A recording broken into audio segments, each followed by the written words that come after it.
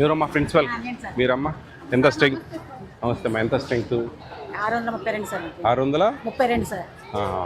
ఇప్పుడు 300 మంది వచ్చారు. 6th to intermediate, third to inter, 10th class. బాగా తింటారా పిల్లలు? మీరు బాగా రుచిగా చేస్తా ఉన్నారా? తింటా ఇప్పుడు నేను. ఇది ఏం సాంబార్ అండి? ఇది చాలా పతలాగా ఉంది. కాదు, పప్పు ఉండాలి కదా, ఉందా? ఎన్ని కిలోలు వేశారు? ఎన్ని కిలోలు వేశారు పప్పు? 3 కేజీలా? 300 మందికి ఏందమ్మా? ఎంత ఇచ్చారు మీరు?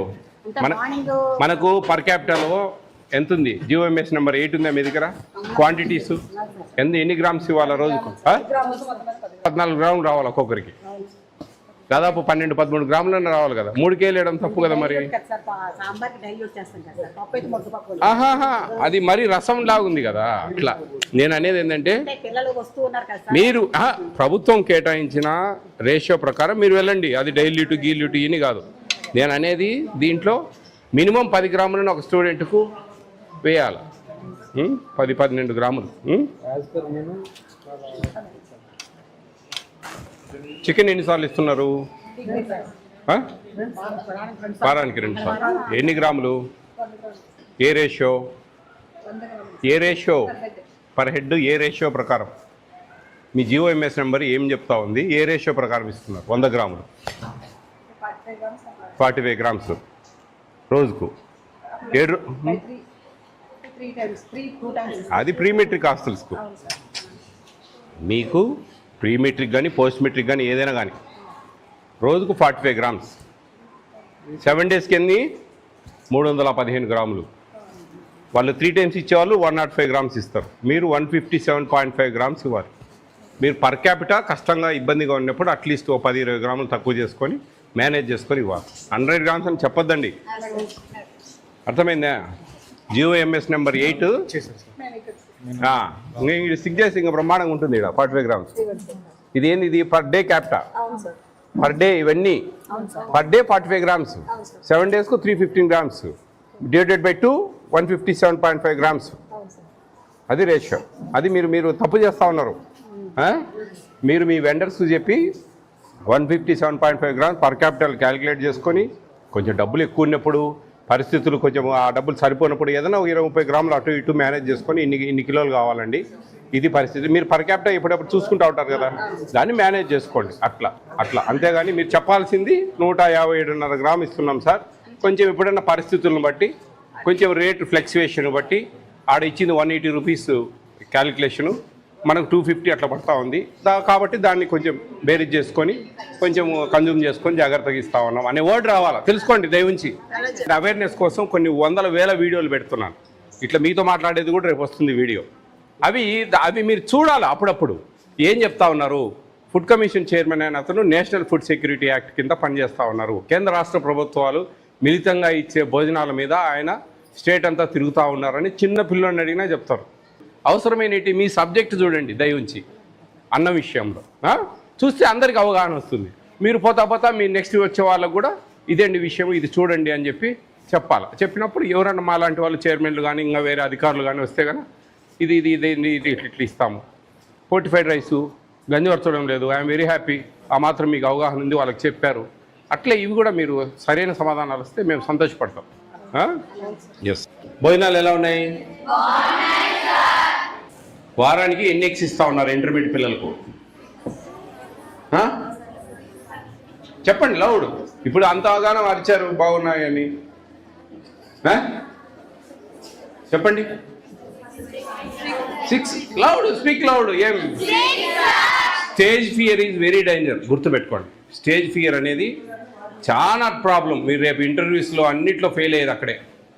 మీకు ఎన్ని ఇస్తారు ఎగ్స్? వారానికి 7 రోజులకి ఎన్ని ఎగ్స్ వస్తాయి?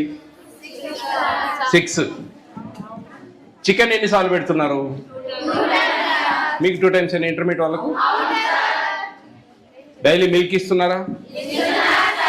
ఈవినింగ్ స్నాక్స్ ఇస్తున్నారా? నైట్ ఫ్రూట్ ఇస్తున్నారా? అప్పుడప్పుడు ఇవ్వడం లే కదా. సండే రోజు మార్నింగ్ పూరీలు ఎన్ని ఇస్తున్నారు? 4. ఇంతుంటాయా? ఇంతుంటాయా?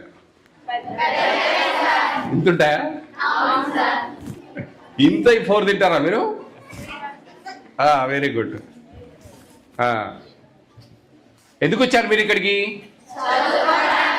ఏం చేస్తారు చదువుకొని? చెప్పండి మా. గోల్సా? ఏంటి ఆ గోల్? వద్దు. ఏంటి ఆ గోల్? అదే యా జాబ్స్. ఓకే, జాబ్స్ అనేది మైండ్లో పెట్టుకోకండి ఎప్పుడు. మనం ప్రయత్నం చేస్తాం అంతే. జాబ్ అందరికీ ఇప్పుడున్న ఇక్కడ ఈ హాస్టల్ 500 మంది పైన ఉన్నారు. ఇంటర్మీడియట్ హాస్టల్ పిల్లలు 100, దాదాపు 600 చిల్లర ఉన్నారు. వీళ్ళందరికీ జాబ్స్ దొరకవు. అది కొంచెం అదృష్టం కూడా ఉండాలా, మంచి తెలివితేటలు ఉండాలా, కాంపిటేటివ్ ఎగ్జామ్స్లో సక్సెస్ కావాలా, ఇవన్నీ ఉంటాయి.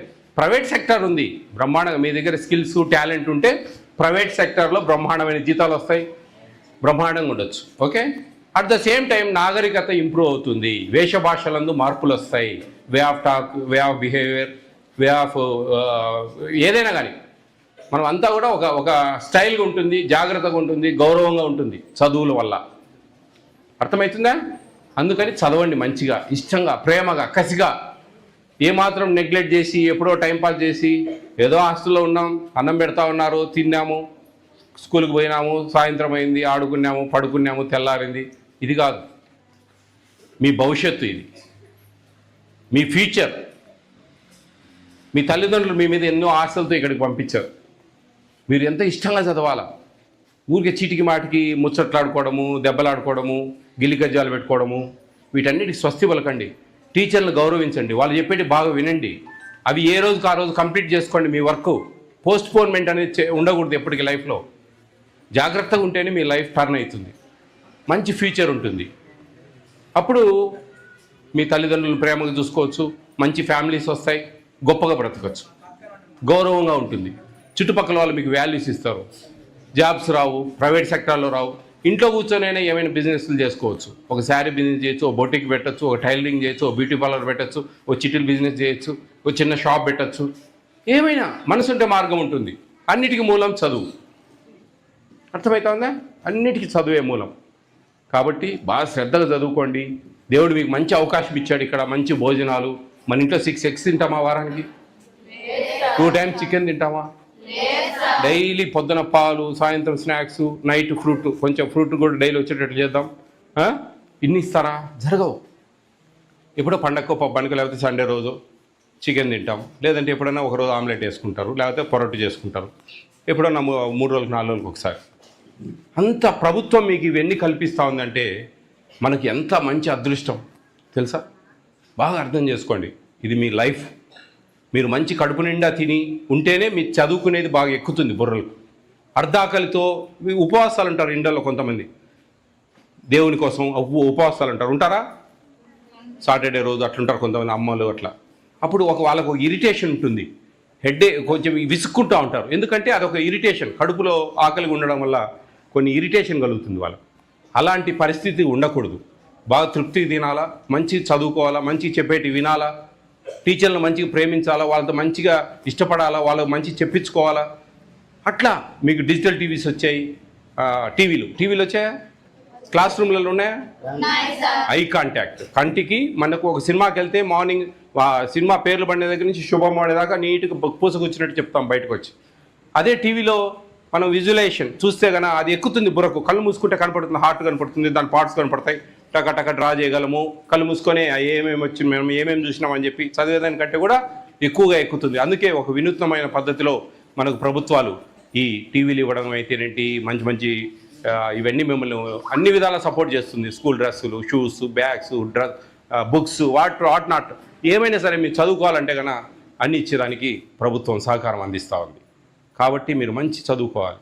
మీకు ఏదైనా ఇష్టం లేని టిఫిన్ ఏదైనా ఒకటి ఉంటే మారుస్తా. ఏదైనా ఒక టిఫిన్ చెప్పగలరు? మనిషి రవ్వ. మీకమ్మా మనిషి రవ్వేనా? రేపొద్దున ఉప్మా బదులు ఏం కావాలి? నా ఇష్టం వచ్చింది చెప్తాను. ఎందుకంటే మీరు కోరికలు చాలా ఉంటాయి. మీకు దోశలు కావాలా, పూరీలు, అవి ఆమ్లెట్లు కావాలా, అవన్నీ మన బడ్జెట్ వర్కౌట్ కావు. మన బడ్జెట్ ప్రకారం మేము జాగ్రత్తగా చూసుకొని పెడతాం. Okay, egg fried rice, egg rice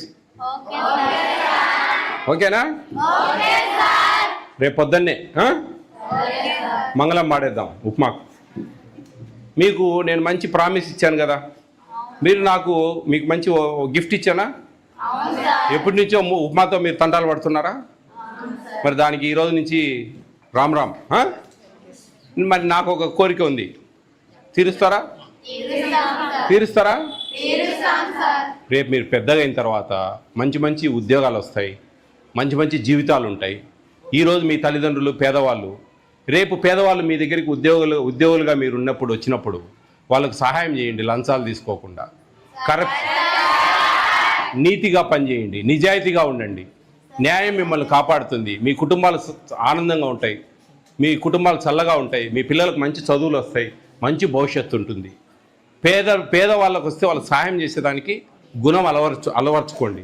ఇప్పటి నుంచే నాకు ఇంకా 4-5 ఏళ్ళ తర్వాత అయినా ఈ లంచాలు, ఈ బ్రైబ్, ఈ కరప్షన్ ఇవన్నీ తగ్గాల. లేకుంటే కన్నా ఎక్కడికో పోతా ఉంది. కాబట్టి నేను ప్రతి హాస్టల్లో నేను కోరుకునే కోరిక ఇదే, ప్రతి ఒక్కరితో చెప్పి మీరు భవిష్యత్తులో ఒక 10 మంది నా మాట విన్నా కానీ నేను ఆ రోజు ఉండను కానీ ఆనందపడతా. నా మనసు తృప్తి పడుతుంది. నేను చెప్పిన మాట 10 మంది బుర్రలకైనా ఎక్కింది రా నాయన దేవుడా, ఈ జన్మ సార్థకమైంది అనుకుంటా. కాబట్టి చూడండి, అంతా ట్రైబల్స్ ఉంటారు ఎక్కువ మంది, మీకే ఎక్కువ కష్టాలు. ఎక్కడ ఏ ఆఫీసులకు పోయినా ఎంతో కొంత డబ్బులు ఇవ్వాలా, ఏదో ఒకటి చేయాలా, అంతా లంచం లంచం లంచం. లంచం లేని ఏ పని జరగడం లేదు. మీరైనా మారాలా, మీ తరం నుంచైనా మారాలా. మీ తలరాతలు మారినట్టే 10 మంది పేదవాళ్ళ తలరాతలు మీరు మార్చే అవకాశాలు వస్తే మీరు సహాయంగా నిలబడాలని నేను మిమ్మల్ని అందరినీ ప్రత్యేకంగా కోరుకుంటూ మీ జీవితాలు బాగుండాలని మనస్ఫూర్తిగా ఆశీర్వదిస్తా ఉన్నా. థ్యాంక్ యూ అనండి.